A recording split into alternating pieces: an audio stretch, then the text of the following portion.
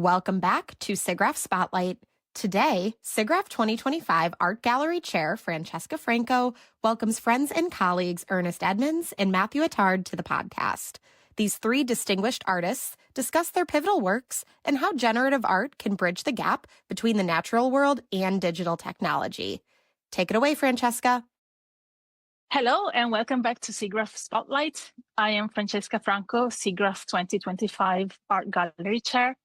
Outside of SIGGRAPH, I'm an art curator, art historian, producer, and I'm specialized in the history of computational art and its pioneers. Today, I have the pleasure and honor of sitting down with two distinguished artists and friends of mine, Matthew Attard and Ernest Edmonds.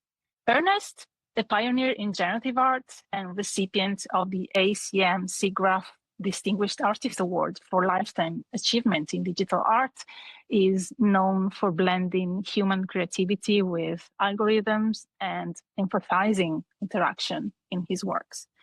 And in his work, Matthew merges traditional drawing with advanced technologies like eye tracking, focusing on architectural heritage and human perception.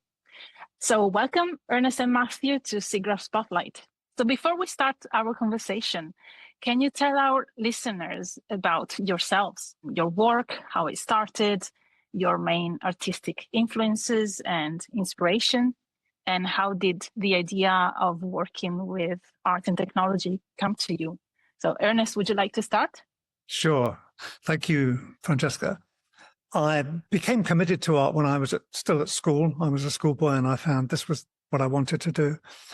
And I was inspired, like very many artists that I've met and talked with. I was first of all inspired by Cézanne, and you can't get a much better starting point than that.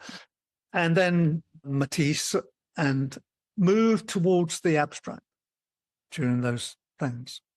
By the time I was about 19, which was quite a long time ago, I'm afraid, I was really painting abstract paintings, basically. But I decided that for study, I went to university. I ended up concentrating on logic and philosophy, particularly the philosophy of mathematics and the philosophy of science. And so I wasn't into computers to start with. The university I went to didn't have one, didn't have any. But I studied, because I studied logic and the foundations of mathematics, that's where computing came from, right? So I was really primed up. So as soon as I got hold of a computer, I started to teach myself to program it just for enjoyment, really. And to cut the long story short, I found that I could write a program to help me finish an artwork I was making in 1968. And it was just like I was stuck. And I just found a solution was writing this computer program, which was a great revelation to me and started me on everything else. And I first of all realized that computers were very valuable in this endeavor. And I got involved at the same time in electronic communication, which eventually came together. But this was before the internet, but we could see that coming. And I worked with some other people, most importantly, the late Stuart Cornock and I, a sculptor who was also interested in computer-based art back in those days. And we constructed a sort of mission, which we presented at a conference in 1970. And the mission was really concerned with the question, what are the implications or opportunities of all this computational stuff for art? Not how can we do what we've been doing, but what's different about it? And what can we do in the future that we could not do before? And that you've already mentioned interaction. Well, interaction was one of those things. This was before PCs and whatever, so interaction wasn't exactly easy in those days. But nevertheless, we could see that that was the future. And really, I made that my mission ever since. And maybe the final thing to add to this is that I found out that we didn't know much about interacting with machines, especially with computers, and that to progress the art, we had to find out more. So I really started a dual career. On the one hand, interacting as a subject in itself. So I was researching into human-computer interaction to find out more about it. And on the other, if you like, researching into my art practice to see what the implications were behind this question that I posed. And I've kind of pretty much done that ever since. That's fascinating, Ernest. Thank you. And you, Matthew? Well, thank you, Francesca. Thank you for having me here. Very nice to meet you, Ernest, as well. It's very difficult to follow that, I think. And I come from Malta. I'm connecting from Malta right now. I'm actually connecting from the University of Malta, the Art and Art History department, which is also where a department where I lecture. My first degree actually was in art history. I firstly went into art history, but something that I was always captivated with is actually the practice of drawing, or perhaps like more specifically, the freedom that comes along with the practice of drawing. Of course, like I did, some conventional stuff and like training, etc., etc. Since I've been working with my own practice, I've always tried to find expanded ways of drawing processes, right? And one of these paths led me to digital technology itself, and of course, like seeing works that have been done before me, and trying to also understand or find new possibilities of how to draw and what to say with the drawing, or which questions to pose with that certain drawing practice. That's what I do. Like that is what led me to explore digital technology as means as well for artistic practices. That's great, Matthew. And thank you both for the introductions. Ernest, looking back on your career, is there a moment or project that stands out as pivotal in your journey as a generative artist? Well, there are many, but let me see. I might manage to mention only two, but a really pivotal moment was when which I already mentioned actually, was when I decided I could use a computer program to help me finish this work. It was called 19 for various reasons in 1968, where I discovered that the computer could be used in art practice, and it connected together with my work in the foundations of mathematics.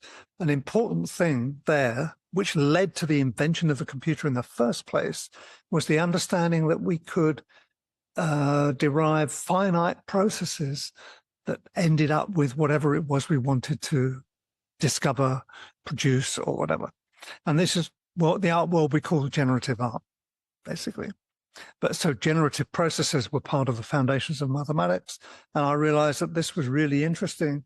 And at the same time, I was beginning to meet and mix with artists in the systems art world, working in the constructivist tradition, who were using mathematics, right?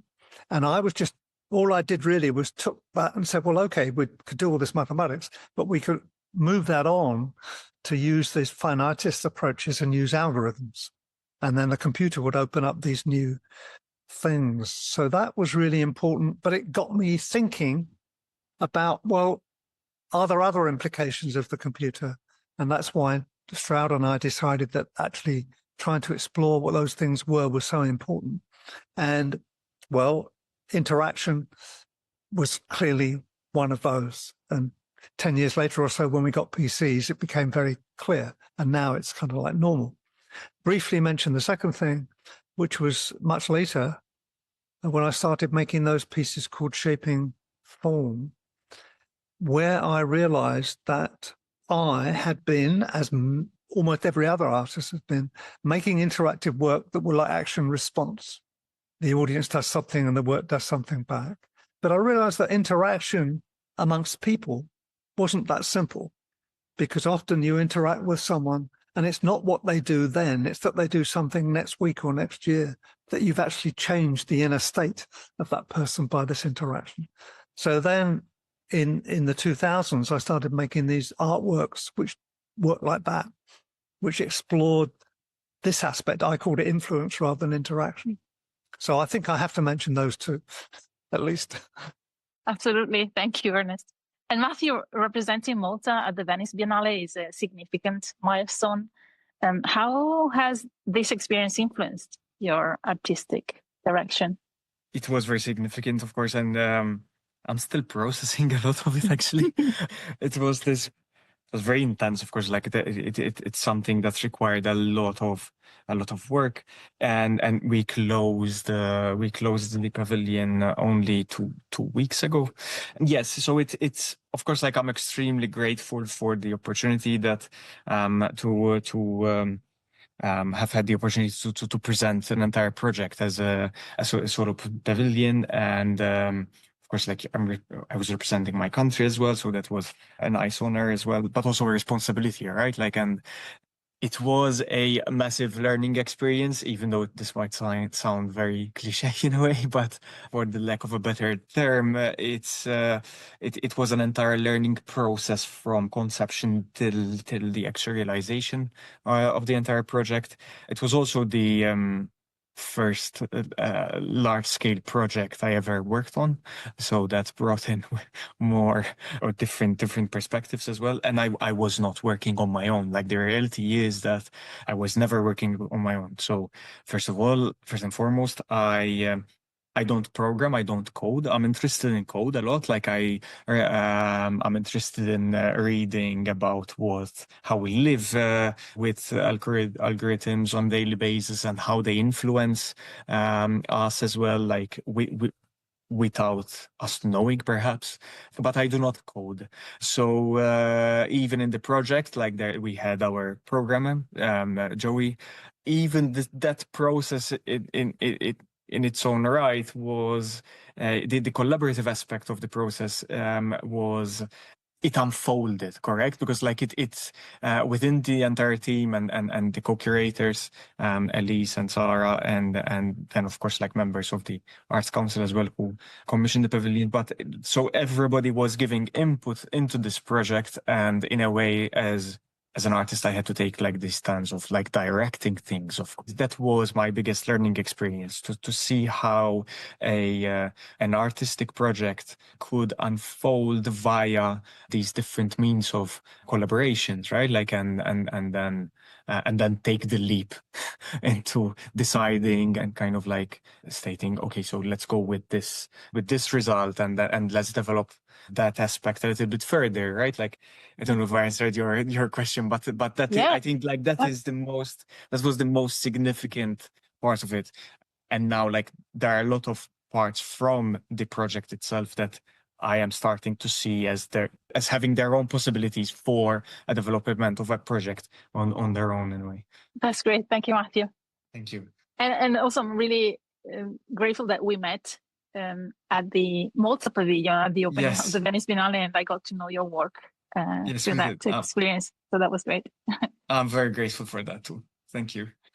And I'm fascinated by how nature, art, and technology connect, so much so that it is the theme of the SIGGRAPH 2025 Art Gallery. So how do you think generative art can bridge the gap between the natural world and digital technology? And can you share examples from your work that explore the symbiosis between nature and technology? First of all, generative art is kind of based on some very similar principles to the way that nature works, right? So one of the most famous books that has been used in art education for many years now is a book called Growth of Form.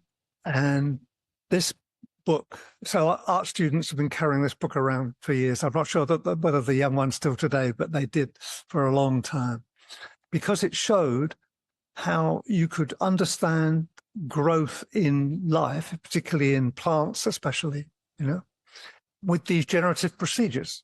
And these generative procedures were like part of nature itself. So in a way, generative art is at the heart of nature. That's how nature works. So that aspect of it is really pretty critical. But also, natural systems are open systems. That's to say, they interact with the world around them. They change, they grow according to, the bees on the flowers, et cetera, et cetera. You could go on forever. But interaction between different parts of nature are critical to moving forward and even continuing life, giving birth to the next generation. So it's all about this. And so, I mean, I think I will just mention one aspect of my work which deals with this, which is these works, these shaping form works, and others that followed, where I tried to deal with, to approach the whole nature of interaction at the deep level that happens in nature, right? Where the interaction is not action response, not like in a game, but is actually influential on the future. Okay, so as I used to say when my grandchildren were little, I would interact with my grandchildren and enjoy the immediate response. But I would also hope that the playing we did influenced them. So 5 or 10 years later, they might be a bit different because they had these experiences. And all animal and plant life is based on such things. And so because of the capability of computation and communications technologies, we can deal with these issues in art, which really were pretty much impossible to deal with before. So I think generative art is very tied up with nature as a living thing, not as a pretty thing to look at, but a living thing and a living community. That's beautifully said, Ernest. And you, Matthew? I really enjoyed Ernest's description of it, and it sounded like poetry in a way, right? I like how us as humans kind of look at things, but even at nature itself, and in order to almost try and extract new questions or see some, or try to understand something that we don't know of, right? Like, so I like taking this was like position of an observer in a way, and that ties a lot with drawing, right? So I think it's not, and when it comes to a gap between technology and nature, I think that we are also like living in a time where perhaps like it's not just one gap, or like the gap is unclear, or it can also like be about multiple gaps perhaps, and I don't have an answer to it, like so then there I become interested in the merging of different processes and different experimentation, so to speak, like so, and try to find ways how to perhaps see natural processes or nature like from a different viewpoint that was not available before. So, for example, in a series of works that I was working on, I was trying to do this via 3D scanning, but like not in an archival way, right? Like, so I was using technology that is available even via a mobile phone app, for example, in order to try and 3D scan and patch these points, right? Like and create like this environment, so to speak, and then like merging those with drawings, etc., etc. But again, like for different reasons. Yes, it's still an ongoing thing, but and now that the pavilion is over, actually, I will go back again to those works that speak a different language as well from what had been presented in at the Biennale. Fantastic. Focusing on technology, how do you decide which technologies to incorporate into your art, and other technologies you haven't explored yet? Matthew, drawing plays, as you said, a central role in your practice, often intersecting with advanced technologies like eye tracking. So how does this traditional medium inform and transform your exploration of contemporary themes such as perception and architectural heritage? It's very difficult, actually, as in I think I'm not a very good technician, right? Like, and I always try to start from a point of view that, of course, like I kind of like start from the obvious, like we are surrounded by technology, and it's also and in a way like it is now an inescapable world, like you cannot not have a piece of technology with you, at least like in our world, like you cannot not have a piece of technology, because otherwise like it's something that you automatically and find yourself engaging with. So I try to take a step back and look at how we consume technology on a daily basis. and how it consumes us and vice versa, you know, and all of these readings start coming up. And in a way, I'm always like, not just myself, but like it following a lot of other artists. Technology and art, or let's say like art as a discipline, has a bit of a privilege in terms of how to use technologies, you know, because like we can misuse technology as well to highlight certain things. So, but I tend to not try, or I tend to try to not start with using technology as my first idea, you know, like I tend to first start with the drawing processes and then see how that project is developing and how to expand it, or how to uncover further aspects of it via technological means, for example, right? And I'm also very interested in the hybridity in the hybrid aspects of ourselves, right? Like so for example, and that leads me to your second question of how I was very interested in looking back at historical drawings, and in that specific case, they were drawing maritime. They consisted in maritime graffiti of ships and boats that I found engraved on the facades of wayside chapels back home here in Malta. They're very difficult to date because like there's no documentation that support them, but most probably they come from the end of the 1500s or early 1600s and span at least like 2 centuries, right? Like, so I started by looking at that tradition of leaving the mark and of drawing the ship or the boat, which was they were graffiti as well, like that used to be etched by seafarers or their families, most probably as a votive offering, right? Like, so, and that story interested me a lot, like from so many perspectives, right? Like they are drawings that speak of an identity. They are drawings that speak of both a local perspective, but also like a Mediterranean identity. So that was like the starting point of it. And my intention was then to revisit them from today's viewpoint. So navigation is a technology itself, but then of course, like I was looking at the Mediterranean Sea that has a long history, and also like the sociopolitical aspects of today. And I was looking at these drawings as drawings of hope in a way as well, or of fear as well. And so I wanted to parallel that with how we consume technology today, right? Like, and how we live it, and try to raise questions other than give answers.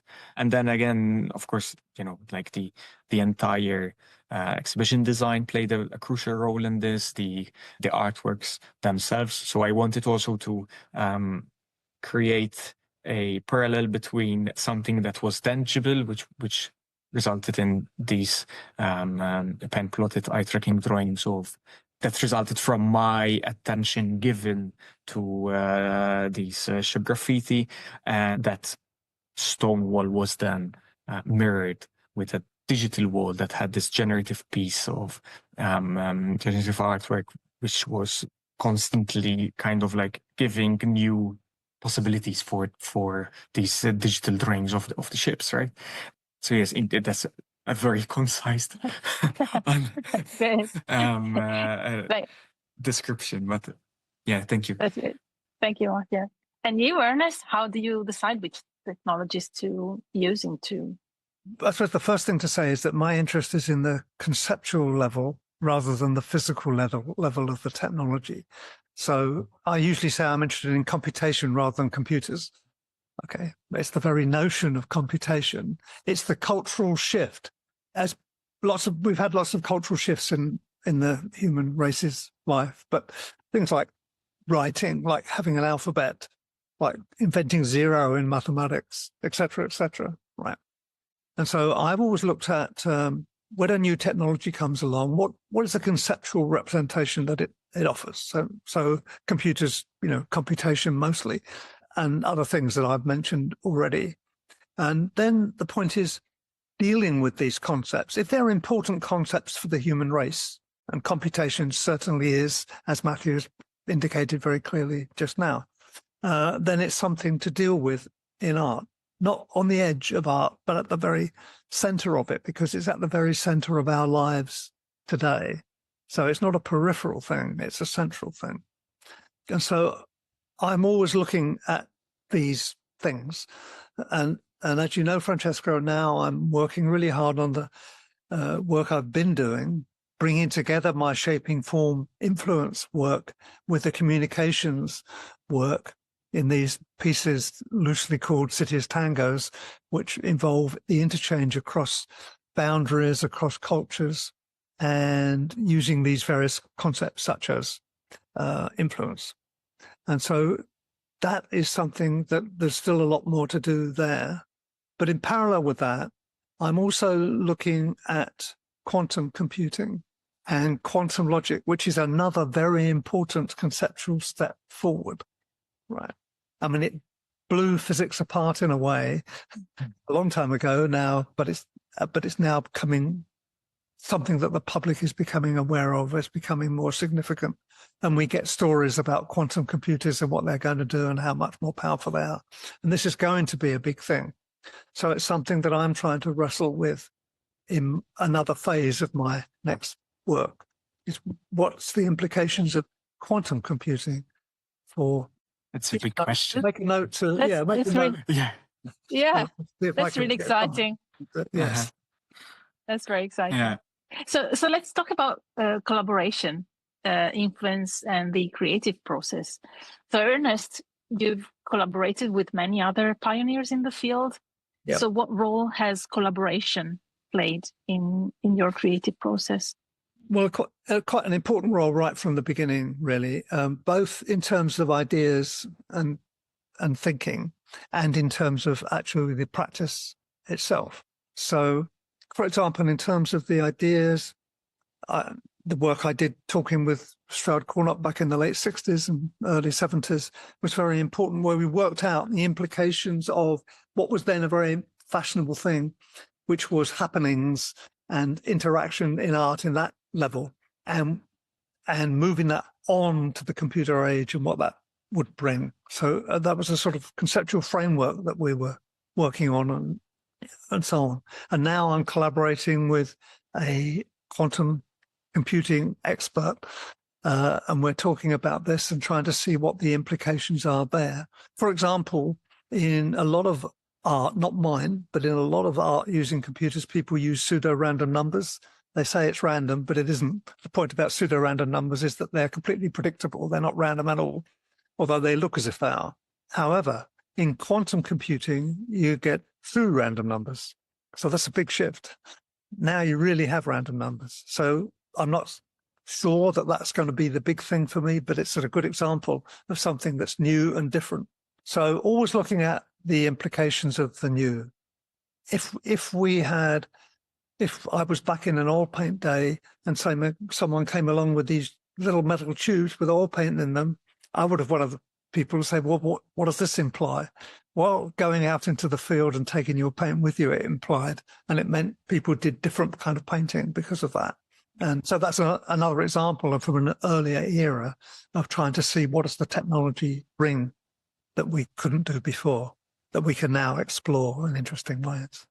And you, Matthew, I mean, as you very well described earlier on, your work often reflects on architectural heritage, as in your Life Will Follow the Ship project at the Biennale, which involved collective drawing of ships. So how does collaboration, both with other disciplines like architecture or neuroscience, and with the audience as active participants in your work, shape projects like this? And what kind of impact does it have on your creative process? It's very important, right? Like it becomes very important as the project develops. And I mean, collaboration is never easy. There is no manual in a way for it. I think, in short, it opens up to and this in a way like follows what Ernest was just talking about now. Like it follows or it opens up a possibilities that were not there before the start of the collaboration, right? Like, so for example, in the project of I Will Follow the Ship, there of course like there was the collaborative aspect between, for example, myself and the programmer, and I am doing my drawings and I'm looping them back to the programmer, and the programmer is trying to translate those in code. But of course, like there's always a level of interpretation that is happening there, which I like, you know, like because that is where that is almost like the gray area where these possibilities can kind of like spring up then, because and this feedback loop goes on and on until something is resolved in a way, right? So yeah, so that is automatically shaping that process is automatically shaping and influencing the entire project, I would say, right?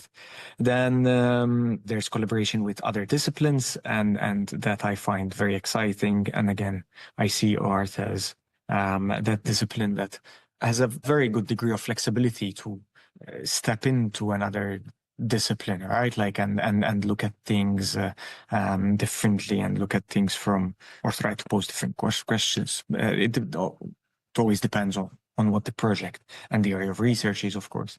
And then there's the public. The public is, in a way, the public is always in a way collaborative, right? Like even if there is not an actual interaction, the public is immersed in the work, and there's always a certain behavior that you cannot anticipate or to fully anticipate, right? Like so, and for example, part of the project of I Will Follow the Ship was the prompt.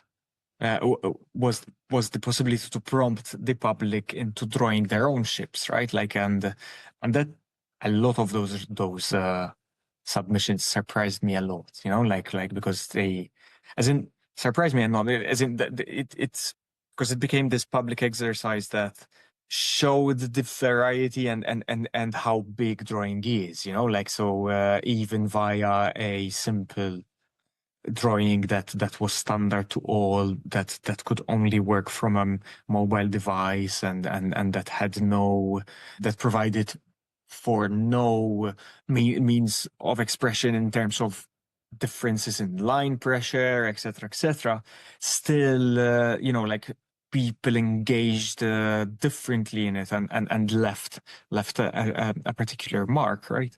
And that in turn then influenced different image makings. So and in a way, like, and I'll conclude with this, like in a way, I now kind of like look at drawing itself as it being a process that is always collaborating with something, right? Like, so it's so there's always even if one is drawing with graphite, there's always a degree of, let's say, agency of that material that is made perhaps surprisingly, you know, like, or perhaps like giving you something that you weren't completely foreseeing before starting the drawing. So, yeah. May I add something, Francesca? Sure. Yes, sure, please. Ernest, Yes, please. please.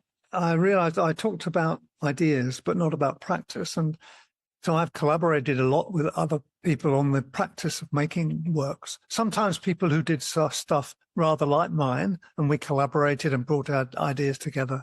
I mean, that very first interactive artwork that I made in 1970, I made with Strauss Cornop. So I started off collaborating, making the very first interactive work that I was involved in. What I wanted to particularly add was the audiovisual performances. So another characteristic of the capability that we have with computers is mapping between the audio domain and the visual domain. And this enables a new way of looking at audiovisual performance. And so I've worked with sound artists, musicians, composers to produce these performances. These have been pretty important works for me too, and doing them feeds back into the purely visual work as well, because you get new ideas and understandings from these performances. And hopefully I haven't stopped doing those things too. So that's another aspect of collaboration that's important, to work across different domains in the arts.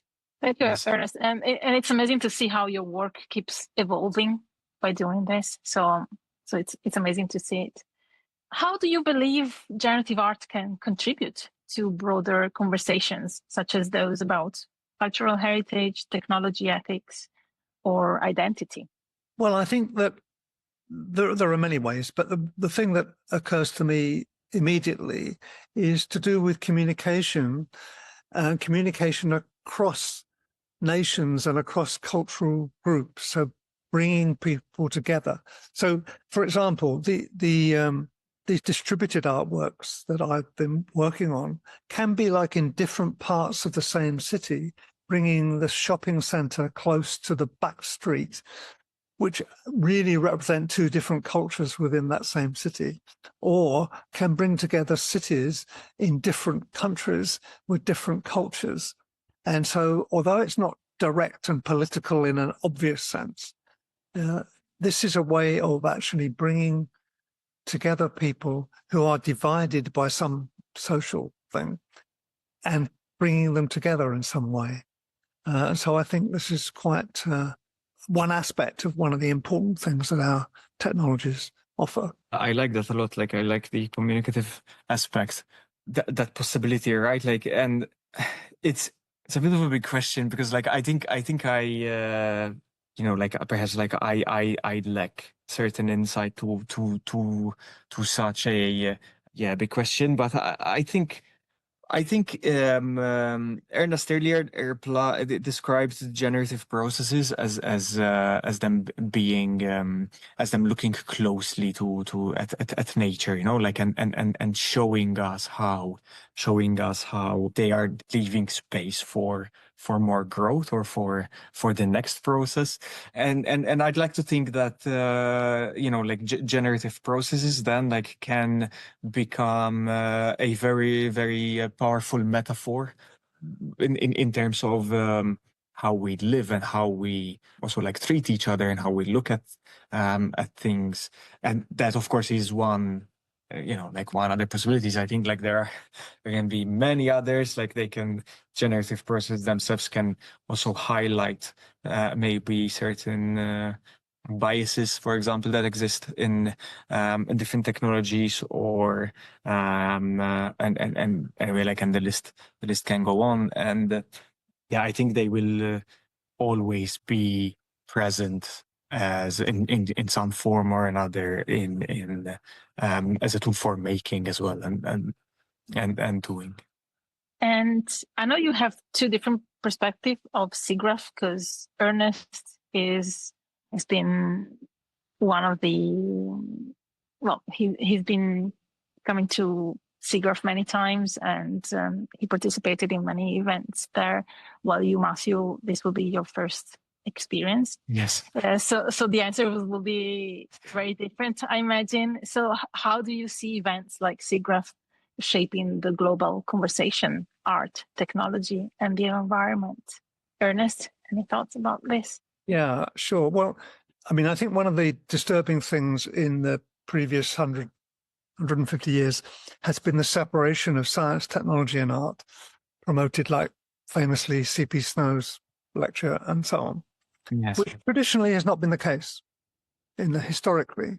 And, we admire Leonardo for working across these fields, but he wasn't alone. I mean, he was, of course, extremely important, but it was not a strange thing to do. And I think that SIGGRAPH is a very good example of an operation that's helped to bring this divide together, right?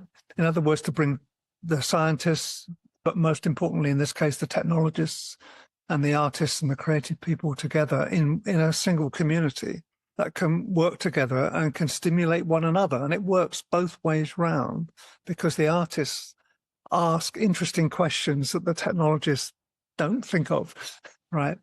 And because they're very awkward, they want to do things that are quite difficult. And that's stimulating for the technologists.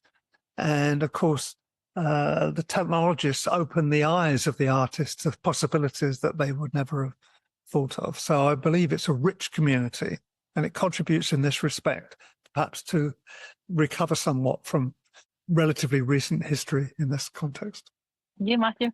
Yeah, that's beautifully put, I think, and I think I want to see it now as well, you know, because it will be it will not only be like my first participation, but also like my first attendance. And I agree with what Ernest just said as well, and you know, I myself try to seek out these opportunities where, as we've been saying all along, actually, you know, like try to seek out these opportunities where to move with one's research into another field and see it from a different perspective. So, and yes, and artists also have the artistic processes have the also like the capacity to be very critically engaged with certain things that is very important, because like it's also like an eye opener for on many levels, right? Like, and yeah, I hope to see more of that. Me too. I'm really excited about this. And as we conclude our conversation, Ernest and Matthew, if you could leave the audience with one thought about the convergence of art, technology, and nature, what would it be?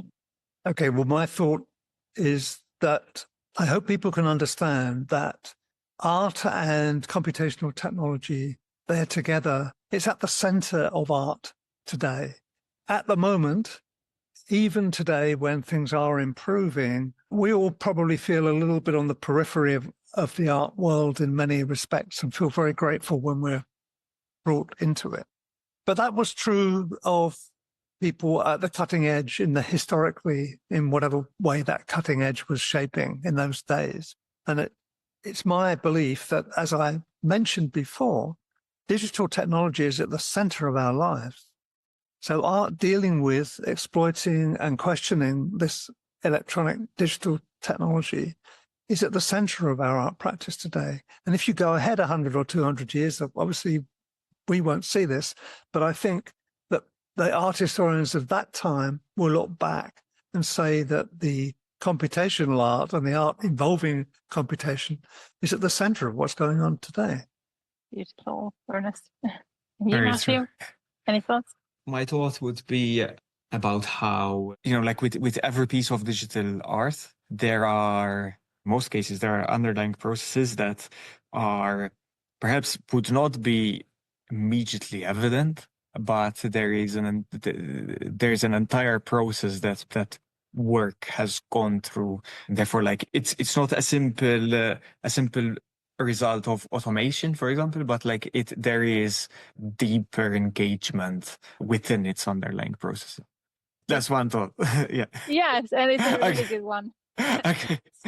So, Ernest and Matthew, thank you so much for joining me today to discuss your incredible work and what can happen when art, technology, and nature meet. Thank you both for a very interesting conversation. Yeah, thank you. Likewise. Thank you. And thank you all for listening to this episode of SIGGRAPH Spotlight. So if you're an artist inspired by this conversation, I invite you to submit to the SIGGRAPH 2025 Art Gallery. So visit s2025.siggraph.org to submit and save the date to join us in Vancouver, August 10th to 14th in 2025. Thank you. What an enlightening conversation. If you are feeling inspired, submit your work to the SIGGRAPH 2025 Art Gallery and join us in Vancouver, August 10th through 14th, 2025 for the conference.